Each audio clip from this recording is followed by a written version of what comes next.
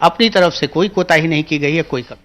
तो वहीं पीएमसीएच में एम्बुलेंस नहीं मिलने के सवाल पर स्वास्थ्य विभाग के प्रधान सचिव संजय कुमार ने कहा कि जब वशिष्ठ नारायण सिंह को पीएमसीएच लाया गया था तब तक उनका निधन हो चुका था, यानी उनकी डेड बॉडी को पीएमसीएच लाया गया।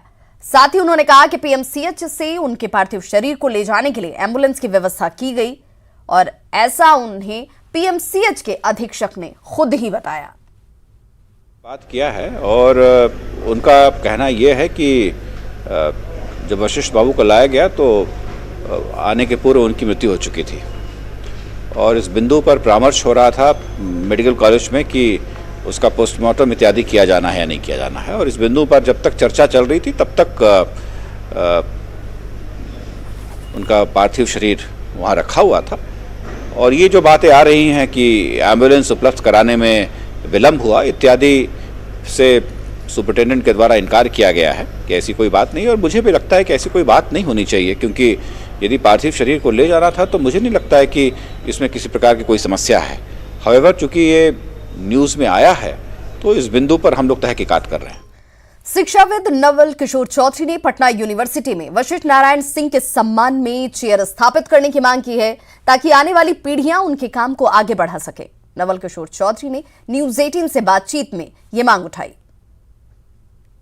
उनकी स्मृति को संजोने के लिए बिहार सरकार को आगे आना चाहिए। उनके नाम पर पटना यूनिवर्सिटी में कम से कम एक चेयर तो एस्टैब्लिश करना चाहिए।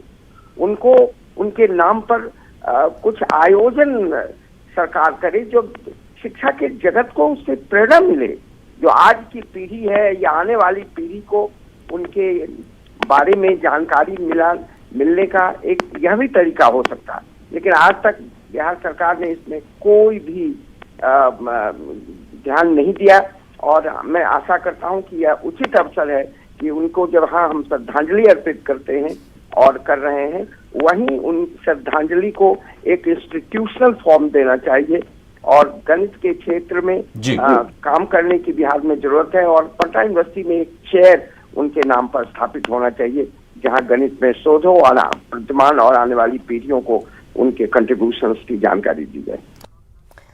और पटना के कोतवाली थाने में आग लगने